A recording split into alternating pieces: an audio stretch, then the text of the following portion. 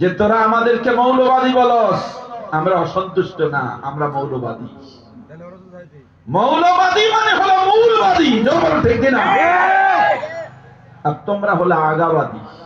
কিবাদী মানে তোমরা আগায় আসো উপরে, মানে আগা, আর আমরা মূলে আছি। কোথায় আছি? মূল মানে গোড়া, একেবারে মেইন পয়েন্টে আছি। জোরে বলেন ঠিক কিনা? আরে মূলে আছি 16 কোটি, আর আগার মধ্যে বাংলাদেশের মধ্যে উগ্র হিন্দুবাদী ইসকনের গোষ্ঠীরা খ্রিস্টান বৌদ্ধ মিলাইয়া আসো 2 কোটি। বেশি লাফালাফি করো না, গোড়াই 16 কোটি। এমন ভাবে টান দেব, এমন ভাবে ফিকে ফেলে দিব, 2 কোটি মামুর বাড়ি দিল্লি গিয়ে পড়বা। দিল্লিতে গিয়া পড়ছে, জোরে বলো ঠিক কিনা? মামুর বাড়ি গিয়ে পড়ছে, আমরা ঠিকই আছি। জোরে বলো ঠিক কিনা? এইভাবে যোগে যোগে ইনশাআল্লাহ তাআলা আল্লাহ তাআলা মজলুমের দোয়া, মজলুমের বদদোয়া কবুল হয়ে গেছে। বলুন কি জুলুম করেছে, কি অত্যাচার করেছে। সাইদির মতো একজন লোক 50 বছর যিনি মানুষকে কোরআনের দাওয়াত দিয়েছেন, তাকে বানিয়েছে যুদ্ধ অপরাধী, তাকে বানিয়েছে চোর, তাকে বানিয়েছে ডাকাত। কি বলেন ঠিক না ঠিক? যে মজলুম হোক, যে পক্ষের হোক, মজলুমের পক্ষে আপনাকে আমাকে কথা বলতে হবে। জোর বলুন ঠিক কিনা? তাকে বানাইছে জানাকো, তাকে বানাইছে যুদ্ধ অপরাধ। তার মানে কি? সাইদি সাহেবকে বলছে যত কোটি টাকা লাগে নাও, জামাত ছাইরা আমাদের দলে আসো। সে ইস্তেকামতের সহিত নিজের কথার উপরে ছিল, স্বৈর শাসকের কথায় আত্মসমর্পণ করে নাই, জীবন দিয়ে দিয়েছে। আমাদের শাইখুল হাদিস ইবনে শাইখুল হাদিস মামুনুল হক, আল্লামা মামুন, বাংলাদেশের মধ্যে এত বড় আলেম আরেকজন তালাশ করে পাবেন না। বিশ্বাস যদি না করেন, আমি জামিয়া রহমানিয়াতে পড়েছি, তার সে অবস্থা আমি দেখেছি। আমার থেকে বয়সে অল্প ডিফারেন্স, বেশি না, 2 বছর 3 বছর এরকম ডিফারেন্স। শাইখুল হাদিস ইবনে শাইখুল হাদিস, জামিয়া রহমানিয়ার ছাত্র, লেখাপড়া করছে উস্তাদ বসে। কওমি মাদ্রাসার কিতাবের জটিলতা অনেকে জানে না, এগুলার এবারত পড়তে অনেকের দাঁত ভেঙে যায়। শুনলাম একটা কিতাব আছে, ভালো ভালো মজবুত আলেম এটা রিডিং পড়তে পারবে না, এত জটিল। এবার ওকে দেখছি, ওনাকে দেখেছি, উস্তাদ কিতাব পড়াচ্ছেন, মানে জেহান শক্তি আল্লাহ এত দিয়েছে, এত মেধা শক্তি আল্লাহ তাকে দিয়েছে। ক্লাসে বসছে উস্তাদ, এবারত রিডিং বলেছেন, তরজমা বলেছেন। কওমাদের নিয়ম আছে, উস্তাদ পড়ায়া গেলে আরেকজনে তাকরার করায়। তাকরার বুঝেন তো? মানে আমি যেভাবে আপনাদেরকে তাকরার করাচ্ছি, মনে করেন উস্তাদ এরকম বলছে, আবার আমি পুনরায় এটা আবৃত্ত করছি। তো এমন হয়েছে যে কিতাবের যত এবারত রিডিং তিনি পড়েছেন, উস্তাদ বলেছেন রিডিং সহ মুখস্থ করে, উস্তাদ যদি কিতাবের মাঝখানে কি কথা, কোন কথা বলেছেন, কোন একটা কাশি দিয়েছেন, এটা পর্যন্ত মামুনুল হক মুখস্থ করে নিয়েছে। সুবহানাল্লাহ। যেমন ইলম দিয়েছেন, তেমন তাকওয়া দিয়েছেন। বলুন সুবহানাল্লাহ। তেমন দিয়েছেন খোদাবিদ। তাকেও চোর বানিয়েছে, জানাকারী বানিয়েছে, বৈধ বউকে অবৈধ বানিয়েছে। ক্ষমতা থাকলে কত কিছু করতে পারে, কিন্তু ক্ষমতার থেকে চলে গেলে এখন বিড়াল আর ইঁদুর হয়ে গেছে। বলুন ঠিক কিনা? আমরা কথা বলতে পারি নাই বিগত 15 থেকে 17 বছর পর্যন্ত স্বাধীনভাবে কোরআনুল কারীমের হাদিসের কথা আমরা বলতে পারি নাই। সত্য কথা বললেই বলতেছে রাজনীতি করতে আসছে। রাজনীতি কি তোর বাবার কিনা যে হুজুররা রাজনীতি করতে পারবে না, তোরাই রাজনীতি করতে হবে? রাজনীতি কি তোর বাবার ঠিকাদারি? রাজনীতির কথা কোরআনে আছে। জোরে বলুন কোথায় আছে? কোরআনে আছে। রাজ মানে হলো বড়, রাজ মানে বড়, নীতি মানে বড় নীতি, স্বচ্ছ নীতি। কোরআনের নীতির চাইতে বড় নীতি, স্বচ্ছ নীতি আর আছে নাকি? যারা গম চুরি করে, তারপরে রস চুরি করে, বালু, সিমেন্টের মধ্যে বালু ঢুকায়, রডের মধ্যে বাঁশ ঢুকায়, এরা নাকি রাজনীতি করে। কথা বুঝতে পেরেছে? আর এরা বলে যে কোরআনুল কারীমের কথা হুজুরা বলতে আসলে বললে যে রাজনীতি করেন না, কোরআন হাদিসের কথা বলেন। কিন্তু যেই ব্যক্তি কোরআন হাদিসের কথা বলতে বলে, ওরে কুলহুয়াল্লাহ জিজ্ঞাসা করলে 3টা বোম মারলেও ওর মুখেতে কুলহুয়াল্লাহ বাই হবে না, শুদ্ধ করে। জোরে বলেন ঠিক কিনা? ও বলে যে কোরআন হাদিস থেকে বলেন। জিজ্ঞাসা করা যদি হয় বেটা কোরআন হাদিস কি, তুই একটা হাদিস কো, একটা কোরআন আয়াত কো, পারবে নাকি বলেন? জোরে বলেন পারবে? হুজুররা রাজনীতি জানে, হুজুররা তোদের এই রাজনীতি হয়তো কেউ করে কেউ করে না। প্রিয় হাজিরিন, আমাদের ঐক্যবদ্ধ থাকতে হবে। জালিম স্বৈর শাসক অত্যাচারীরা আরেক স্বৈর শাসকের কাঁধে ভর করে বাংলাদেশের এই 16 কোটি মানুষকে তাবেদার বানাবার জন্য, গোলাম বানাবার জন্য আবার চেষ্টা করে। জোরে বলেন ঠিক কিনা? আমাদেরকে সচেতন থাকতে হবে। দেশ রক্ষার ক্ষেত্রে কে বিএনপি, কে জামাত ইসলাম, কে হেফাজত, কে অমুক তমুক, এইসব ভাগাভাগি চলবে না।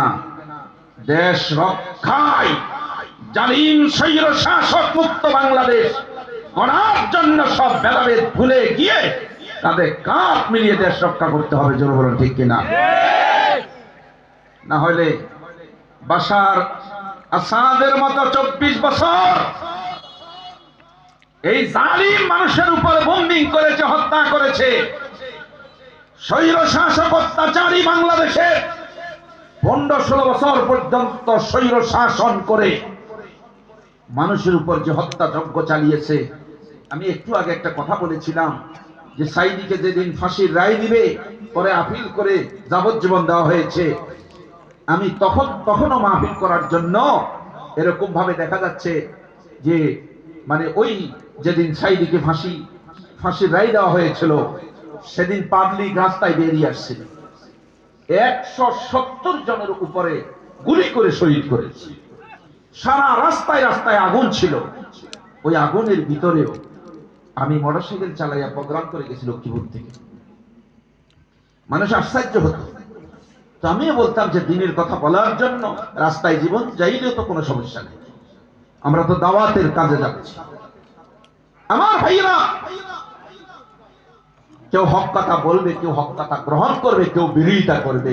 কারণ নমরুদ ফেরাউনের গোষ্ঠীরা চলে গেলেও তাদের দোসররা বেতাত্তারা থাকবে, আছে। জোরে বলেন ঠিক কিনা? কিন্তু আমাদেরকে মজবুত ইমানদার হতে হবে। আমাদেরকে আল্লাহ রসুলের সাহাবীদের কাছ থেকে শিক্ষা গ্রহণ করতে হবে। জোরে বলেন ঠিক কিনা? আল্লাহ তাআলা বলেন, ইয়া আইয়ুহাল্লাযীনা আমানু ইন তানসুরুল্লাহা ইয়ানসুরকুম ওয়া ইউসাব্বিত আকদামাকুম। হে ঈমানদারেরা, তোমরা যদি হকের পক্ষ অবলম্বন করো তথা আমি আল্লাহকে সাহায্য করো, আমি আল্লাহর দ্বীনকে সাহায্য করো, আল্লাহ বলেন আমিও তোমাদেরকে সাহায্য করব। জোরে বলুন সুবহানাল্লাহ।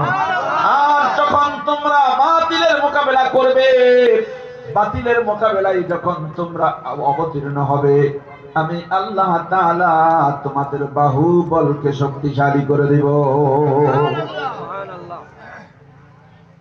আমার ভাইয়েরা, যুগে যুগে দেখা যায় বাতিলের পক্ষে লোক বেশি, অস্ত্র বেশি, টাকা বেশি, পয়সা বেশি, জনবল বেশি, অস্ত্র শস্ত্র অনেক বেশি, জনবলও বেশি, শক্তিও বেশি।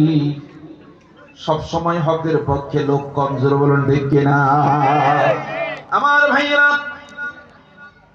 যারা কাফের বেঈমান, যারা কোরআন বিরোধী, হাদিস বিরোধী, আল্লাহ রাসূল বলেন ও সাহাবীরা, ঈমানদারেরা, যারা বেঈমান, যারা কাফের, ওরা হলো মুর্দা। আর যারা মুসলমান ঈমানদার, আল্লাহর পয়গম্বর বলেন তারা হলো জিন্দা। জোরে বলেন সুবহানাল্লাহ। মুর্দা মানুষ যত লক্ষ লক্ষ হোক না কেন, জিন্দা মানুষের সাথে কোনোদিন যুদ্ধ লড়াই করে পারবে না। কারণ জিন্দা মানুষেরা যুদ্ধ করবে, লড়াই করবে, বিজয় আনলে পরে বিজয় আনতে পারে তার নাম মুজাহিদ, আহত হয়ে মাইর খায়া চলে আসলে তার নাম গাজী, আর যখন সে শহীদ হয়ে যাবে, মারা যাবে, তার নাম শহীদ, সোজা বিনা হিসাবে জান্নাতে চলে যাবে। জোরে বলুন সুবহানাল্লাহ।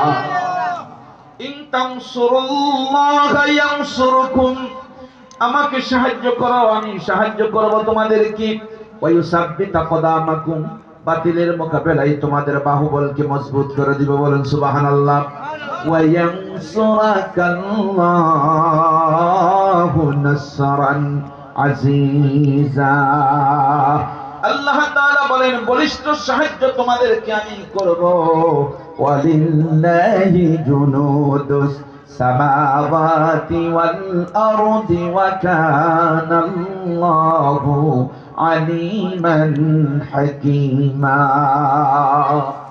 আল্লাহ তাআলা বলেন যখন তোমরা দুর্বল, সৈন্য সংখ্যা কম, অস্ত্র নাই, কিন্তু দেখা যাচ্ছে ফেরাউন নমরুদের গোষ্ঠীর বিশাল বাহিনী আছে, বিশাল বাহিনী আছে, আবু জেহেলের বিশাল বাহিনী, আল্লাহ রাসূলের বাহিনী একেবারে ক্ষুদ্র, 313 জন, আবু জেহেলের বাহিনী 1000 থেকে 3000।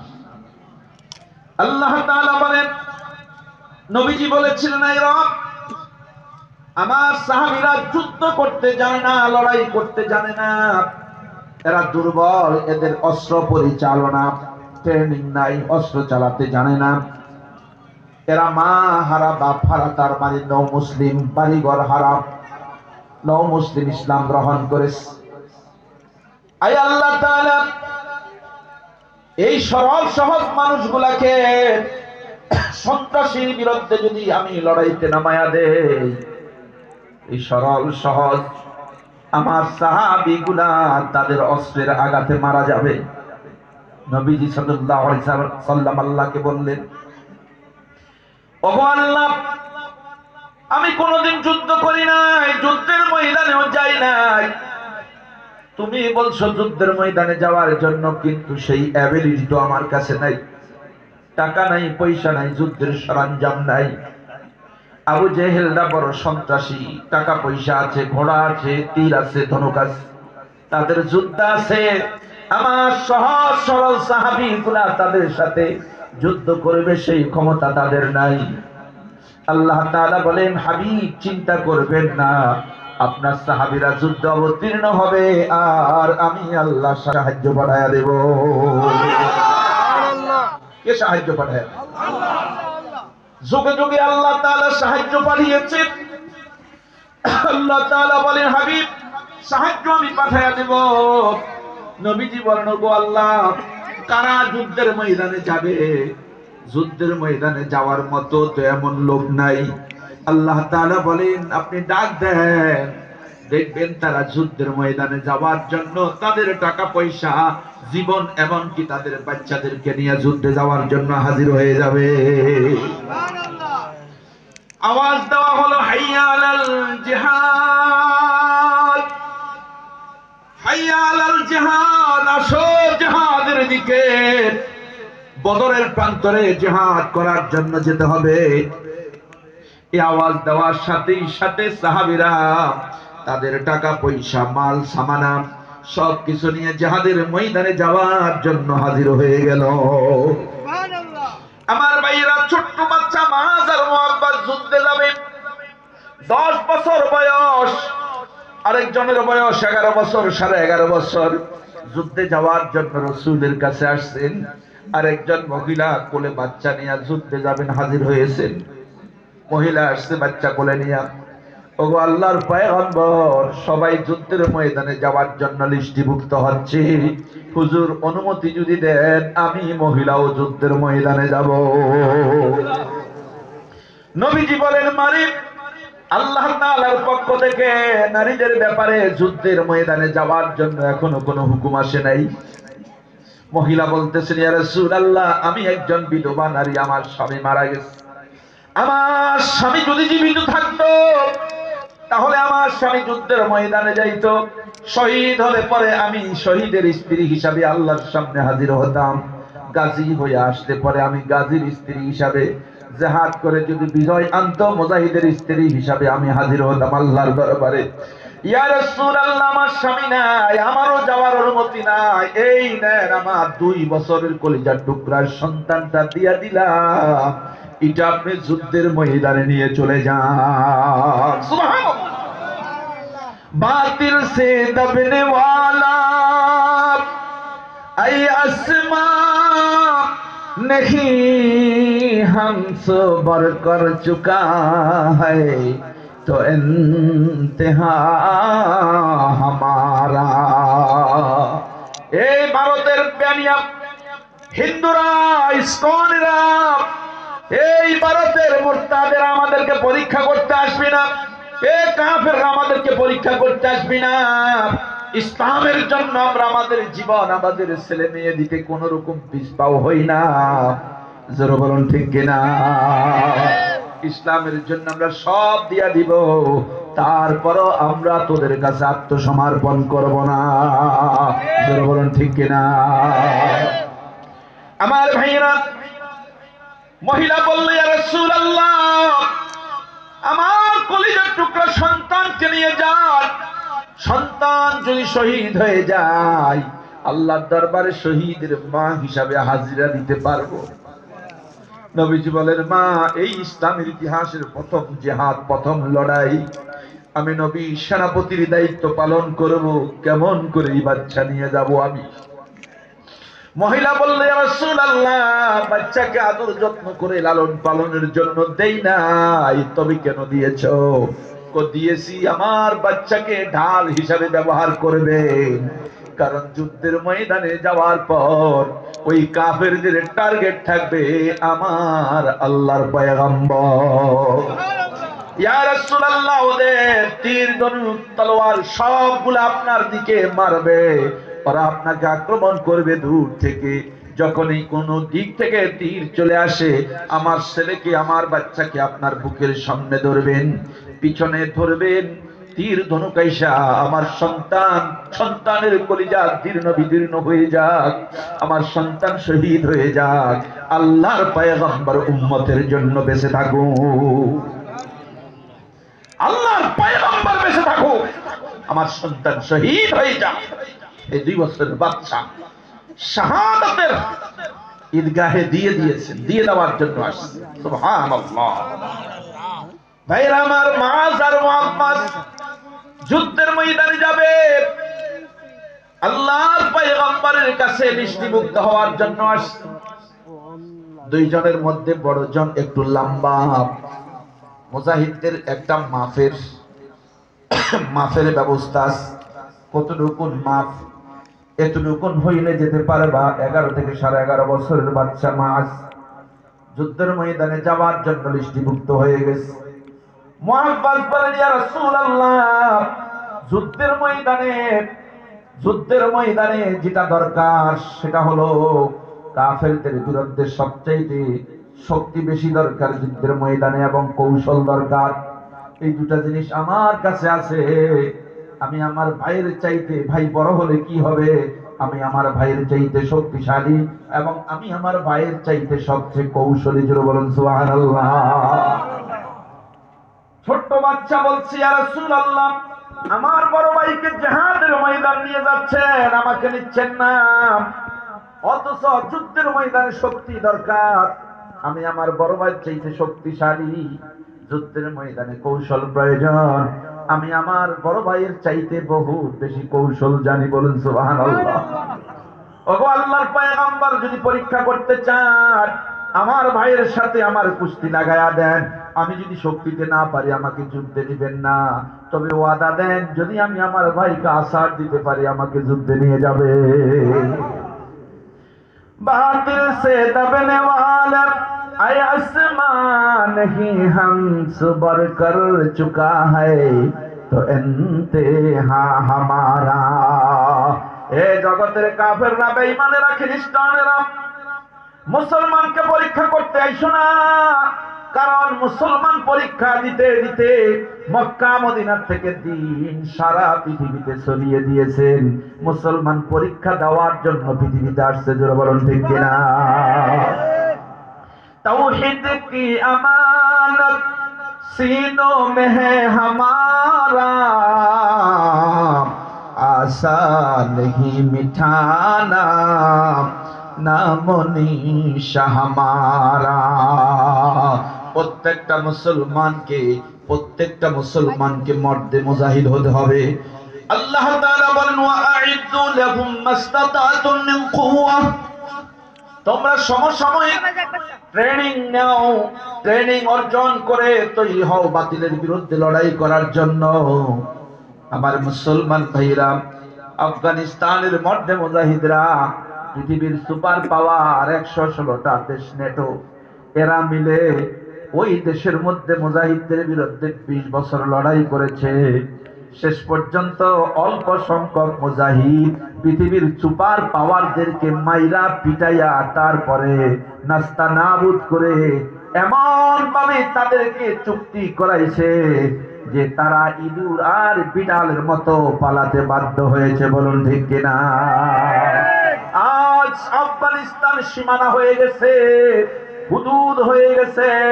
মক্কা মদিনা যেইভাবে হুদুদ কায়েম করেছে, আল্লাহর রাসূল যেইভাবে সীমানা রক্ষণাবেক্ষণের ব্যবস্থা করেছেন সেই ১৫০০ বছর আগে, এই শতাব্দীতে আমাদের কপাল ভালো, এই পৃথিবীতে একটা ইসলামী রাষ্ট্র কায়েম হয়েছে মক্কা মদিনার মতো।